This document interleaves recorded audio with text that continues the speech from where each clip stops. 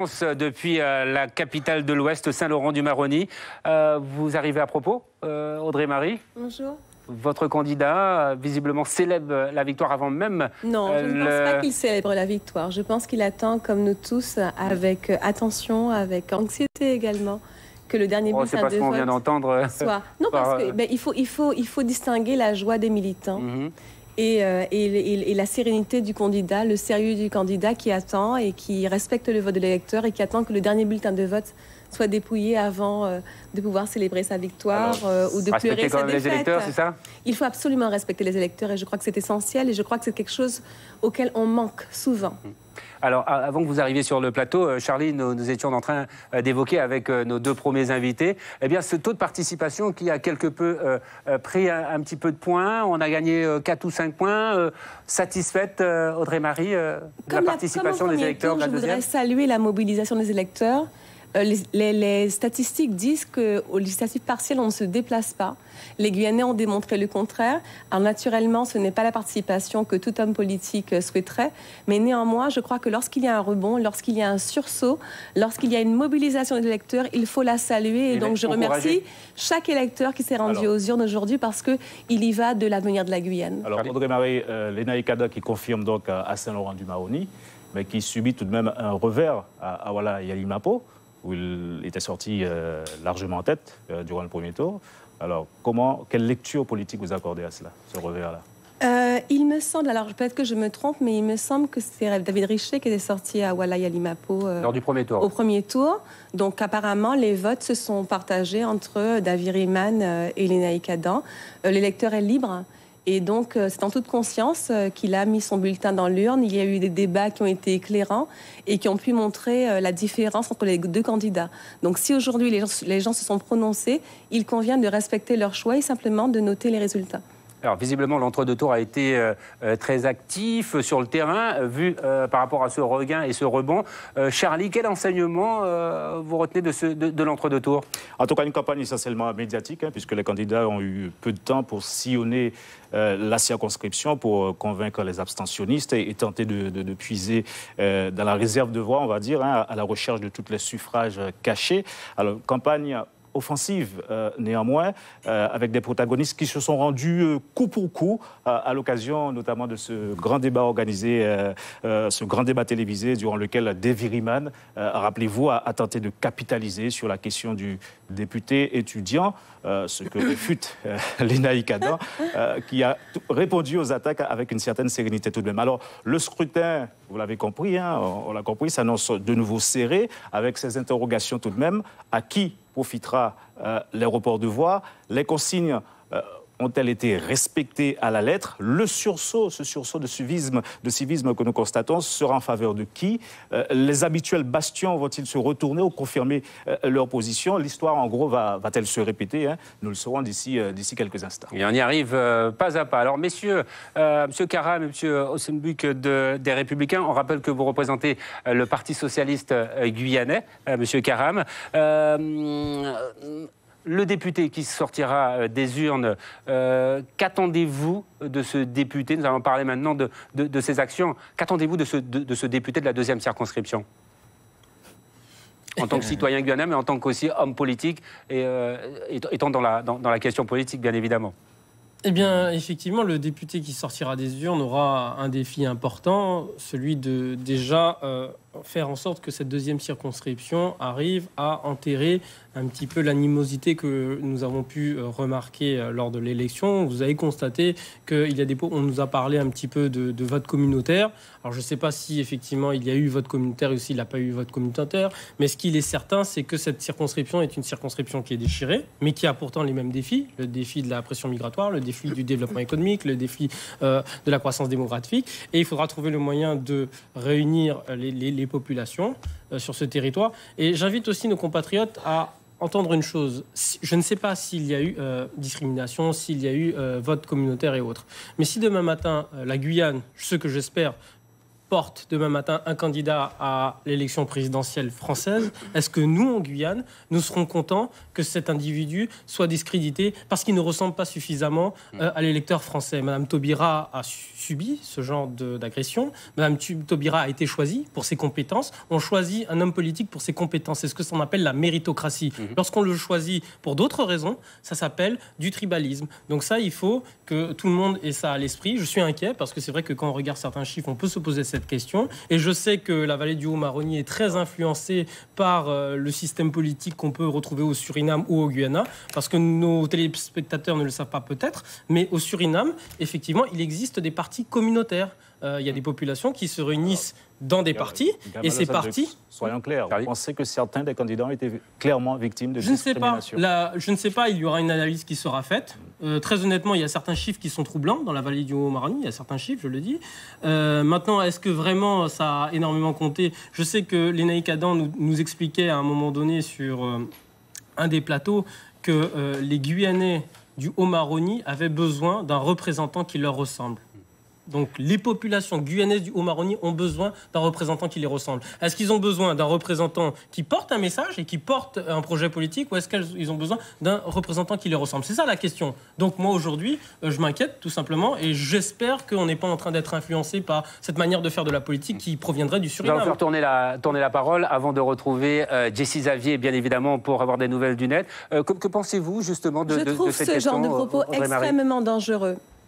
Je trouve ce genre de propos extrêmement dangereux parce que lorsque l'on veut juger le vote d'un électeur, il me semble qu'on fait des études. Y a-t-il eu un sondage pour savoir quelles étaient les motivations des électeurs de Lénaïque Adam? Est-ce qu'ils ont voté parce qu'ils étaient dans la majorité présidentielle? Est-ce qu'ils ont voté parce qu'ils estimaient qu'il était plus compétent? Est-ce qu'ils ont voté parce qu'ils se reconnaissaient en lui?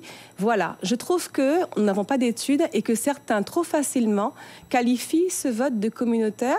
Et je pense qu'il faudrait respecter l'électeur de l'Ouest parce que, ce disant, lorsque nous qualifions ce vote de communautaire, nous faisons comprendre que nos compatriotes du fleuve et de l'Ouest n'ont pas d'autre motivation que la motivation émotionnelle.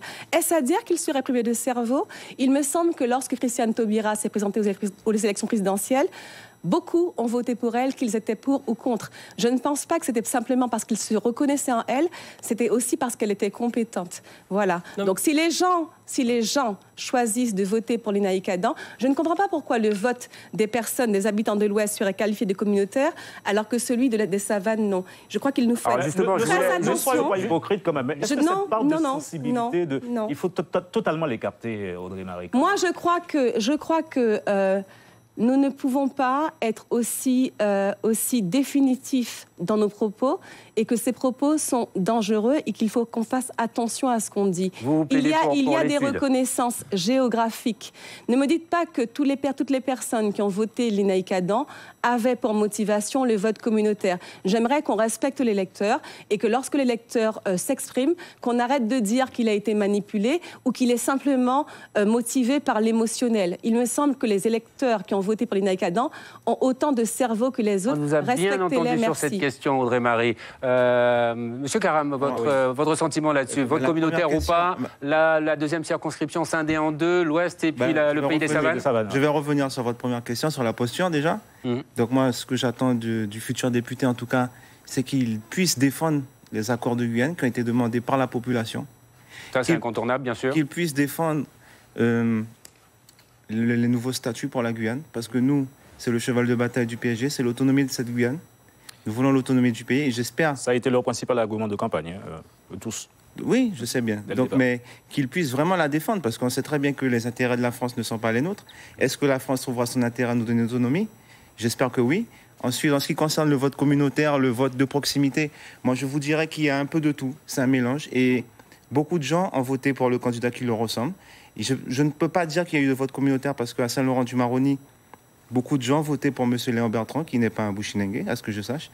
Donc il y a beaucoup de choses, il y a beaucoup de paramètres à prendre en compte, et c'est vraiment trop sérieux. Vous êtes plutôt prudent sur cette question? Non, c'est trop sérieux, c'est trop sérieux, trop clivant. Surtout que la politique, c'est l'art de mélanger les visions. Et là, c'est trop clivant, trop dangereux pour dire qu'il y a eu un vote communautaire. Je ne veux pas qu'on divise les Guyanais sur cette question-là. Moi, ce que je voudrais vraiment, c'est que le futur député, que ce soit Lénaïque Adam ou d'Evry-Riman, qui puisse prendre en compte la globalité de cette seconde circonscription. On reviendra vers vous, monsieur Gamal Ossengbuk, dans un instant. Les résultats sont très importants tout au long de cette soirée. Une soirée qui ira très vite. On retrouve Nicolas Pietrus pour d'autres résultats. Et ensuite, nous irons rejoindre la cellule Internet avec Jessie Xavier. Nicolas ? Alors oui, Marc-Philippe, donc le suspense est à son paroxysme. Juste un chiffre, notez bien ce chiffre, 1037 voix d'avance pour d'Evry-Riman qui a 1037 voix d'avance, donc pour l'instant, mais sans la commune de Saint-Laurent. Donc c'est Saint-Laurent qui va départager ces deux candidats. Pour l'instant, 6274 voix pour d'Evry-Riman, 54%, et 5237 voix pour les Naïka, donc 45% des suffrages. C'est-à-dire, c'est Saint-Laurent qui va tout départager. Et sortez les calculettes, parce que ça va être très serré. Un résultat, par exemple, à Kourou. À Kourou, c'est d'Evry-Riman qui arrive en tête. Il obtient 66,7% des suffrages, 2563 voix, 1280 voix pour les Naïkadans. C'est une large victoire pour d'Evry-Riman. Ensuite, on passe à Apatou.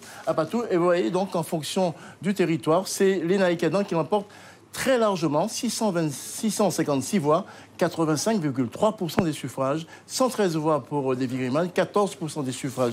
Et puis à Grand Santi, tout à l'heure, Nicasson de Perdis, je vous disais que c'était la commune de naissance. C'est donc parents ont voté pour lui, quasiment d'une seule voix, 97,5%, 667 voix contre 17 pour d'Evry-Riman qui obtient 2,5% des suffrages. Voilà. Donc, Marc-Philippe, un chiffre à retenir pour l'instant, avant le résultat définitif de Saint-Laurent-du-Maroni qui va départager tout le monde et qui va savoir aujourd'hui qui sera le député de la Guyane, 1037 voix d'avance en faveur de d'Evry-Riman. Et on attend donc les résultats de Saint-Laurent-du-Maroni. Merci Nicolas. C'est un véritable mano à mano entre ces deux candidats, les Naïkadans et d'Evry-Riman. Alors, depuis le début de cette campagne, il y a environ un mois, les réactions et les posts des internautes sont nombreux. Du biscuit, comme on dit dans le jargon pour la cellule Internet de la première. Plus que jamais, Jessie Xavier, on peut le dire, la campagne électorale se vit également sur le numérique.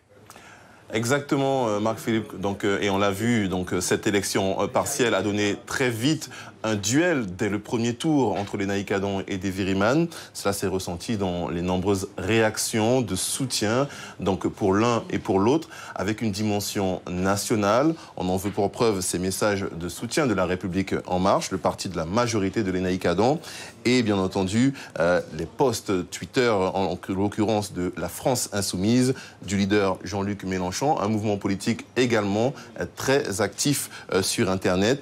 Au chapitre des discussions qui se sont engagées, notamment sur les réseaux sociaux, il y a la question de l'absentéisme qui a été particulièrement débattue, comme on le voit dans ce message d'Anne-Laure, par exemple, qui se questionne. Difficile de savoir comment vont se faire les reports de voix, difficile aussi de savoir que vont faire les absentéistes de Kourou et Saint-Laurent-du-Maroni au deuxième tour.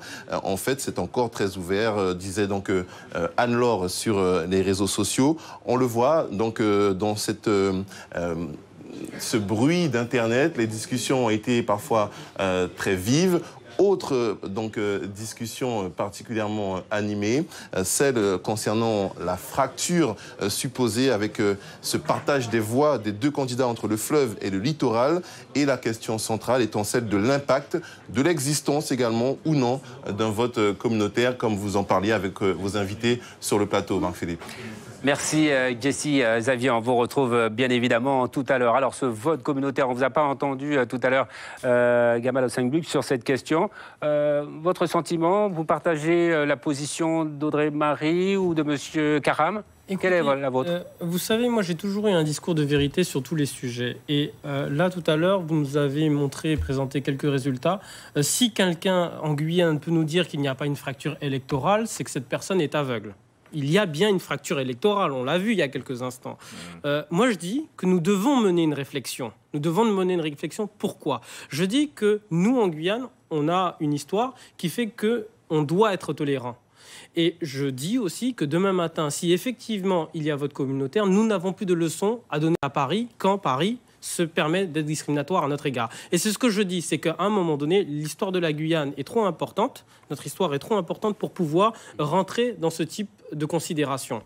Maintenant... Fracture électorale, c'est une façon de ne pas prononcer le mot vote communautaire ? Écoutez, je dis fracture électorale parce que j'aimerais savoir qu'est-ce qui s'est passé, où on a échoué, où la société depuis 30 ans a échoué pour faire en sorte que des personnes qui, effectivement, peut-être culturellement différentes, mais ne se sentent pas avoir un destin en commun. Moi, j'ai été dans des élections ces dernières années. Ces dernières années, qu'est-ce que j'ai pu observer? Lorsqu'on va en élection, quand on s'adresse à la communauté brésilienne, on s'adresse différemment. Quand on s'adresse à la communauté Hmong, on s'adresse différemment. On leur vend à chacun un message différent. Alors, moi, ce que je propose... Monsieur Gambale Senbuk, justement, permettez-moi vraiment de vous interrompre, puisque... Alors, est-ce que ce n'est pas justement une pratique de la politique ici qui nous conduit aujourd'hui à cet état de fait? Je pense que malheureusement, nous avons des populations qui sont arrivées sur notre territoire et à aucun moment donné, nous n'avons fait comprendre que nous avons tous un destin en commun. Et qu'aujourd'hui, c'est avec ce qu'on appelle l'assimilation, avec l'intégration et autres, que nous arrivons à constituer une population guyanaise qui n'est pas multiculturelle, mais bien qui partage la même culture, qui a un socle culturel et commun. Et à partir de ce socle culturel commun, comprendre que nous avons tous un destin en commun. Et je pense que lorsque nous voyons des élections telles que celle-ci, où on peut observer une fracture électorale, eh bien, effectivement, il faut mener une réflexion. Il est temps de mener une réflexion sur ce sujet, parce que si on me dit aujourd'hui que ce n'est pas grave, eh bien, désolé, moi je pense qu'il y a quelque chose de grave qui est en train de se passer. Et c'est bien pour ça que sur la première ce soir, permettez-moi, Madame Audrey-Marie, c'est bien pour ça que ce soir sur la première, nous insistons justement sur cet état de fait. On reviendra vers vous, Madame Audrey-Marie, mais le direct, nos équipes sur le terrain, et peut-être justement un résultat, sûrement même un résultat définitif à Saint-Laurent-du-Maroni, le bastion du candidat Lénaïque Adam. Alors on retrouve Océlia Cartès. Bonsoir Océlia. Bonsoir Marc-Philippe. Alors on a les résultats finaux ici à Saint-Laurent-du-Maroni. Lénaïque Adam confirme sa suprématie à Saint-Laurent. L'enfant de la commune arrive en tête avec 3080 voix contre 1720 pour Deviriman, ce qui fait une différence de 1363 voix de différence pour donc 461 en suffrage exprimé. Alors on peut le dire, Lénaïque Adam, comme je voulais affirmer, confirme donc sa marque ici à Saint-Laurent-du-Maroni avec 1363 voix de différence. Je vous rappelle donc, il arrive en tête avec 3080 voix contre 1720 pour Deviriman. Et pour illustrer cette nette victoire ici, prenons l'exemple du bureau 4, celui des Sables Blancs. Lénaïque Adam obtient 494 voix, Deviriman, lui, 78. Alors les jeux sont faits dans la capitale de l'Ouest. Rappelons que sur les 11 179 inscrits, 4 904 Saint-Laurentais se sont déplacés aux urnes. Merci beaucoup Océlia Cartès. Donc voilà, sans doute avec ces résultats, ce chiffre annoncé, le candidat Lénaïque Adam, certainement on va le confirmer tout à l'heure, devrait reprendre un petit peu l'avance pour ce final. Alors nous restons dans l'ouest guyanais, à Saint-Laurent-du-Maroni, où nous allons retrouver Alex Léveillé au QG même du candidat Adam. Alex Léveillé, que se passe-t-il ? Oui, effectivement, écoutez, c'est l'ambiance qui règne ici au QG donc, de Lénaïque Adam. Et vous pouvez le voir juste derrière moi, ils sont très nombreux à être venus. Maintenant, c'est la fête. Voilà, donc, et puis, on en profite donc pour s'amuser dans le bureau donc, de Lénaïque Adam, au QG plutôt de Lénaïque Adam, où c'est vraiment la fête. Mais ça, c'était il y a déjà bien 20-25 minutes déjà, puisque par rapport au calcul qui avait pu être fait, en tout cas par les personnes qui composaient ce QG, on savait déjà qu'il y avait un écart de voix. Alors, selon ce qu'on aurait pu entendre, il y avait à peu près 192 voix. Pour l'instant, rien n'est définitif. Mais en tout cas, ici, au QG de Lénaïque Adam, les choses sont sûres. La victoire, elle est acquise. Et donc, du coup, c'est l'heure à la fête. Et vous pouvez le voir derrière moi. On n'a pas le temps de réfléchir. Et là, on n'attend plus que le candidat Lénaïque Adam puisse arriver, en tout cas le député Lénaïque Adam puisse arriver, et pour qu'on puisse le célébrer. Merci Alex. Dès qu'il arrive, bien évidemment, vous avez la priorité pour les premières réactions du candidat Lénaïque Adam, qui serait donc vainqueur. Mais nous attendons bien évidemment les résultats définitifs. Alors sur notre plateau, si vous nous rejoignez à l'instant, je vous rappelle que nous avons Audrey-Marie qui représente Guyane Rassemblement. Merci une fois de plus d'être avec nous, Monsieur Gambale Senbuk des Républicains et Monsieur Karam du PSG, du Parti Socialiste Guyanais. La question effectivement de ce vote communautaire était très intense tout à l'heure. Nous allons continuer et c'est Madame Audrey-Marie justement qui voulait s'exprimer là-dessus. Moi, je voudrais dire qu'il faut être dans un pays qui est comme le nôtre, qui connaît des mutations sociodémographiques profondes.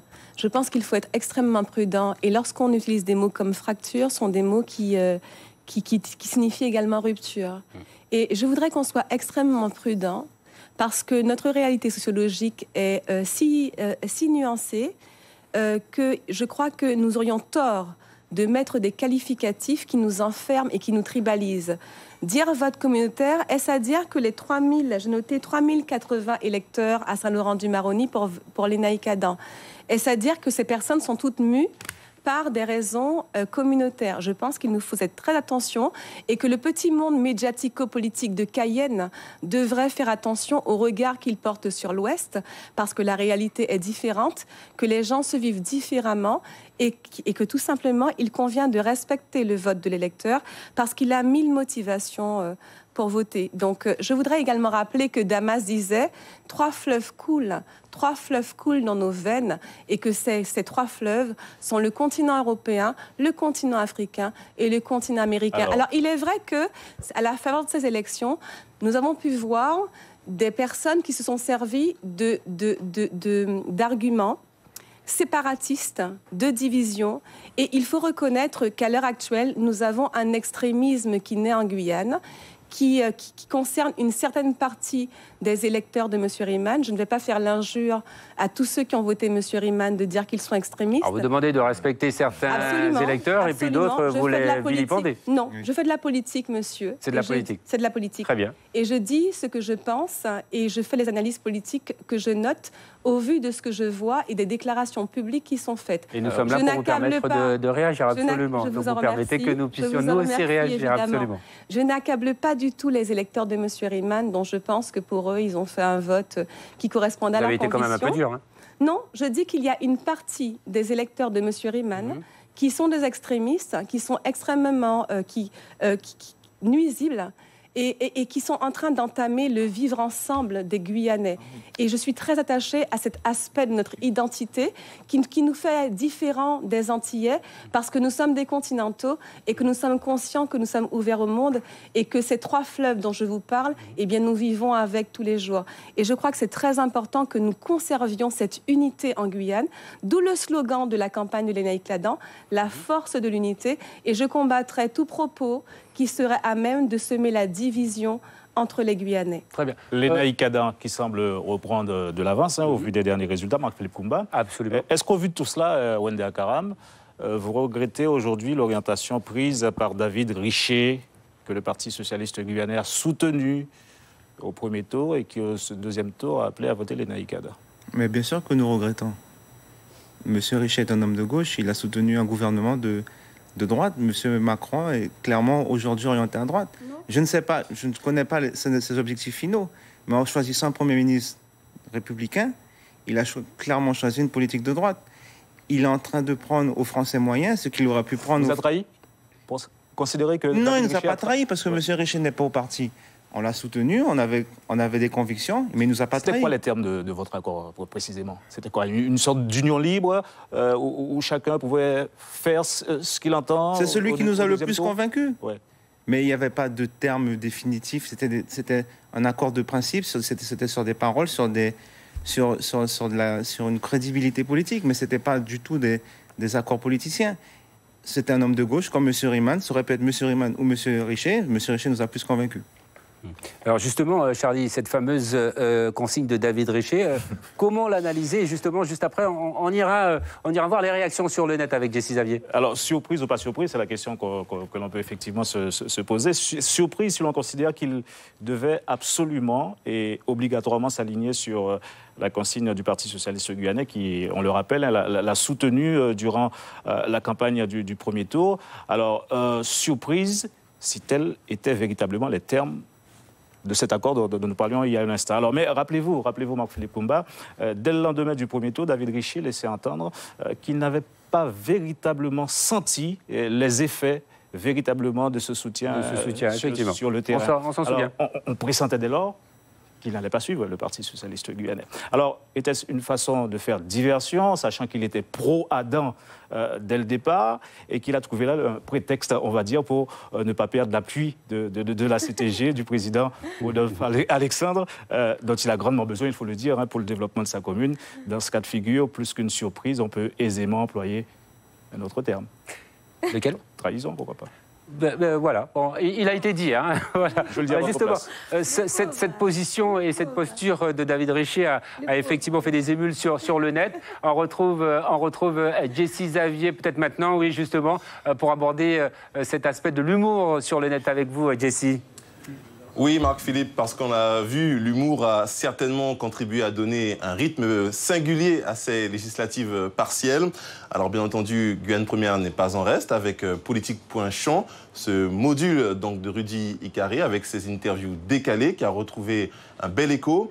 Mais on le sait, humour et politique, c'est un duo tumultueux qui n'est pas nouveau. L'exemple emblématique en France, c'est bien entendu les Guignols de l'info depuis 30 ans maintenant. Alors, les réseaux sociaux, en tout cas, sont donnés à cœur joie, qu'il s'agisse d'un humour basé sur l'exagération d'un des traits des candidats ou le détournement d'un slogan. À chaque fois, les internautes ne manquent pas d'ingéniosité pour trouver ce petit détail qui prêtera à l'ironie, la caricature, parfois à la satire même, quand la note d'humour nous en dit un peu plus de nous-mêmes.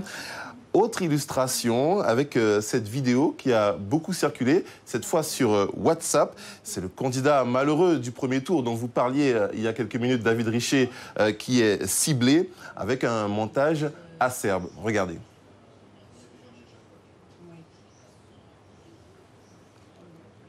Vous avez fait quoi en 8 mois? Vous aimez couper la parole, vous faites comme ça à l'Assemblée nationale. Monsieur, on est en train de débattre quand même. Non, mais vous n'allez pas me contrôler. Maintenant, pour toutes ces raisons, je n'ai pas le choix que d'appeler à voter pour M. Lénaïque Adam. J'aurais bien voulu faire autrement, mais je n'ai pas le choix.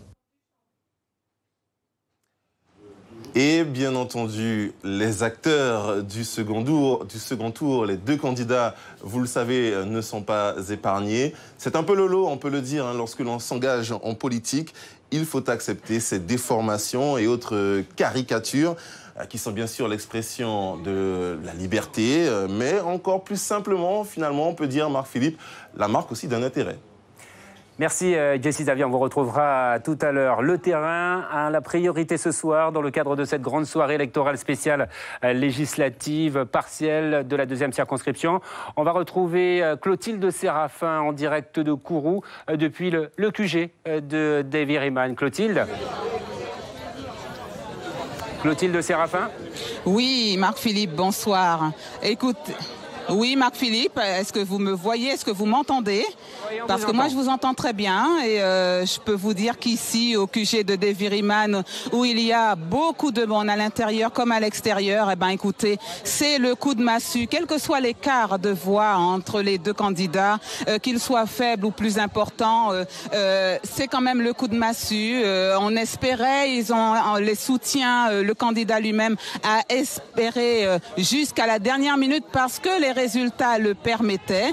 Donc, vous entendez, ils exultent de joie parce que quand même, c'est une équipe qui a beaucoup travaillé, c'est une équipe qui a beaucoup soutenu, encadré, entouré son candidat. On se souvient du passage de Jean-Luc Mélenchon, de sa campagne de soutien aux côtés de Davy Riemann. Donc, ce sont des gens très impliqués qui ont donné de leur temps, de leur énergie et qui aujourd'hui assistent une nouvelle fois à ce qu'on annonce comme une défaite de Davy Riemann. Donc voilà, Davy Riemann est encore à l'étage, là où s'égrènent, où se comptent, où se comparent les résultats. Et il n'a pas pour l'instant souhaité être à mes côtés pour témoigner. Bien sûr, on essaiera avant la fin de la soirée électorale sur notre antenne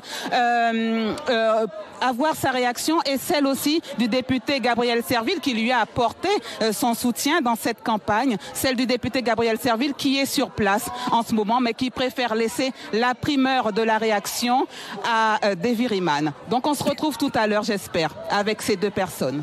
Merci Clotilde, à tout à l'heure donc pour les premières réactions dans le camp de Davy Riemann depuis la ville spatiale Kourou. Sur notre plateau, toujours la représentante de Guyane Rassemblement. Merci encore d'être là, le représentant des Républicains et du PSG. La question de ce vote communautaire a pris beaucoup de temps. Tout le monde a eu l'occasion de s'exprimer là-dessus. Nous allons l'évacuer pour une question.